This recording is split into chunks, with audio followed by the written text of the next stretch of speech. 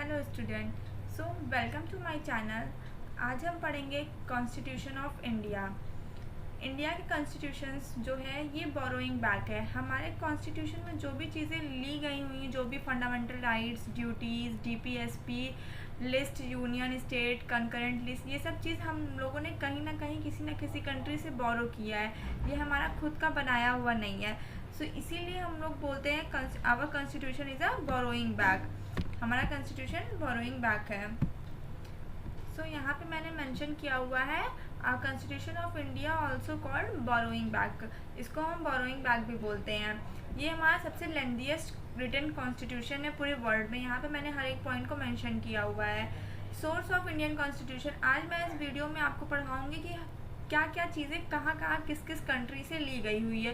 ये exam point of view से important है। हर एग्ज़ाम में मोस्टली 2 से 3 क्वेश्चंस इससे रिलेटेड पूछते हैं कि फंडामेंटल राइट्स किस कंट्री से लिया गया है, प्रीएम्बल किस कंट्री से लिया गया है, डीपीएसपी किस कंट्री से लिया गया है। ये इम्पॉर्टेंट है। इसीलिए मैं एक अलग से सेशन बनाई हुई जिसमें सारी एक साथ चीज़ें हों, आपको कहीं भागने की ज़रूरत ना पड़े। जैसे कि आपको पता है हमारा कॉन्स्टिट्यूशन बनने में 2 साल 11 महीने 18 दिन लगे थे। 2 years 11 months and 18 days लगे थे फॉर्म होने में। यहाँ पे जो चीज़ मेंशन है उसको आप पढ़ सकते हैं। यहाँ पे मेंशन हुआ है USA, United states of America से हमने क्या क्या चीज़ कॉपी की हुई है। हमारा पहला है फंडामेंटल राइट्स। फंडामेंटल राइट्स को एक मैं अलग सेशन में पूरा कंप्लीट डिटेल के साथ पढ़ाऊँगी। अभी बस आप देख लीजिए कि कौन कौन सी चीज़ें कहाँ कहाँ से ली हुई हैं, किस किस कंट्री से लिया गया है। पहला है फंडामेंटल राइट्स। इसके आर्टिकल क्या होते हैं? Article number 12 to article number 35 होते हैं। इसको मैं डिटेल के साथ आपको एक्सप्लेन करूँगी। सेकेंड हमारा क्या है? Independence of judiciary. Judicial independence, जैसे हमारा सुप्रीम कोर्ट और हाई कोर्ट को कितनी इंडिपेंडेंस दी जानी चाहिए, कितनी छूट दी जानी चाहिए, ये चीज़ें कहाँ से ली गई हुई हैं? यूएसए से ली गई हुई हैं।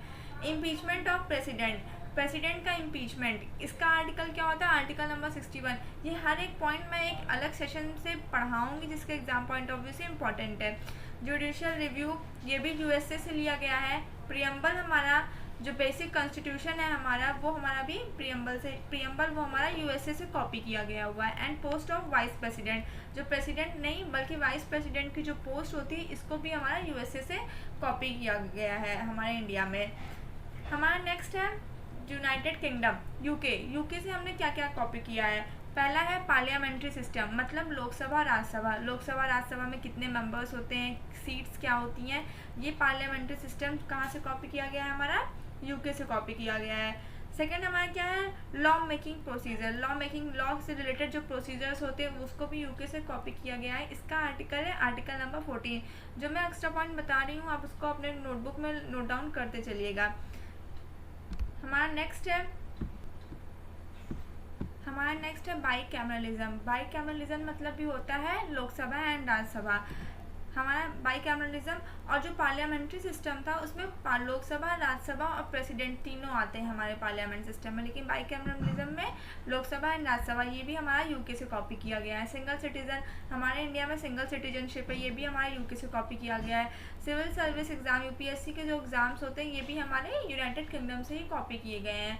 रिट ज्यूरिडिक्शन, ये एक पावर होती है, सुप्रीम कोर्ट के पास पावर होती है। इसका आर्टिकल नंबर 32 होता है। ये कुछ ऑर्डर्स होते हैं जो सुप्रीम कोर्ट देता है। ये भी रिट जो है ये हमारा यूके यूनाइटेड किंगडम से कॉपी किया हुआ है। ऐसे हाई कोर्ट के पास भी कुछ लिमिटेड पावर होती है, उसका आर्टिकल नंबर 226 है।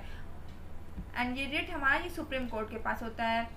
क्या controller and auditor general of India, इसका आर्टिकल नंबर 148 है, ये भी हम यूनाइटेड किंगडम से कॉपी किए हैं। इलेक्शन प्रोसीजर, जो हमारे इंडिया में इलेक्शंस होते हैं उसका पूरा प्रोसीजर हम यूके से कॉपी किया है।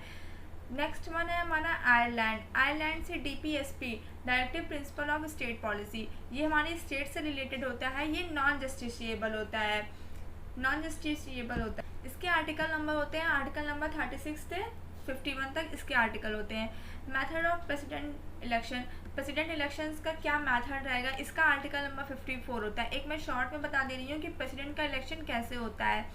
मेंबर ऑफ पार्लियामेंट के जितने भी लोकसभा राज्यसभा के मेंबर होंगे वो, और स्टेट असेंबली के जितने मेंबर्स होते हैं हर स्टेट के, और यूनियन टेरिटरीज में सिर्फ दिल्ली और पुडुचेरी को लिया जाता है प्रेसिडेंट के इलेक्शंस के लिए, बाकी और यूटीज़ को नहीं लिया जाता है इनके प्रेसिडेंट के इलेक्शन के लिए।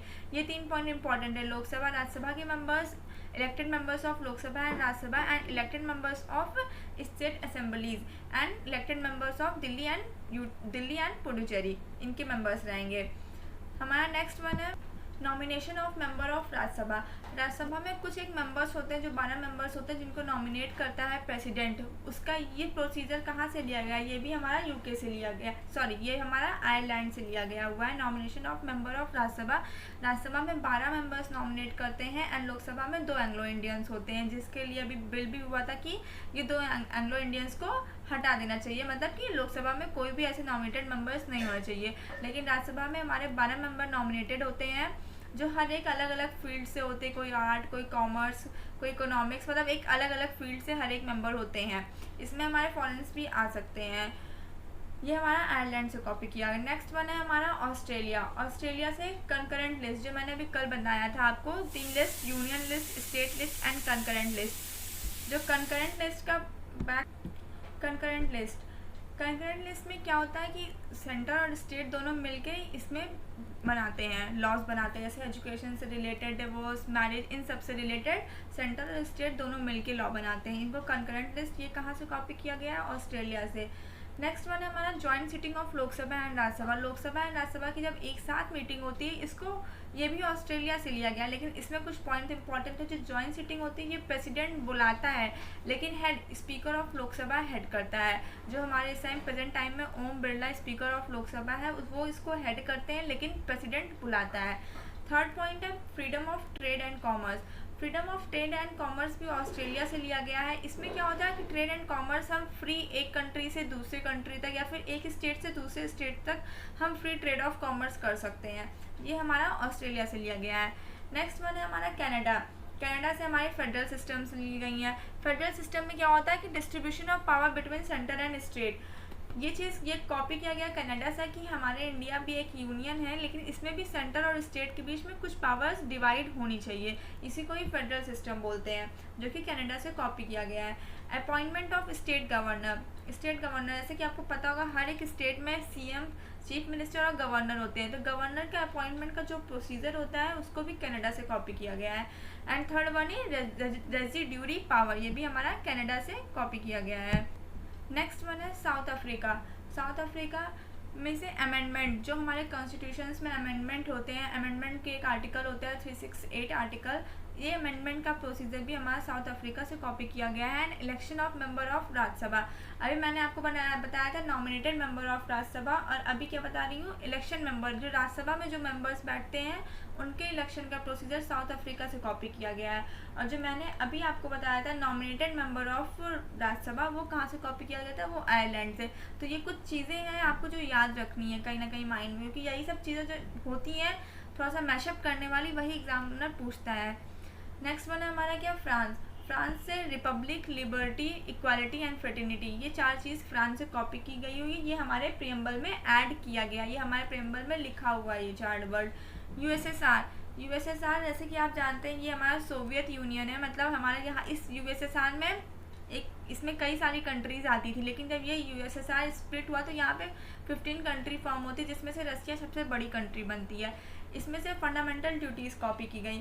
फंडामेंटल ड्यूटीज़ में आर्टिकल नंबर क्या है, 51A।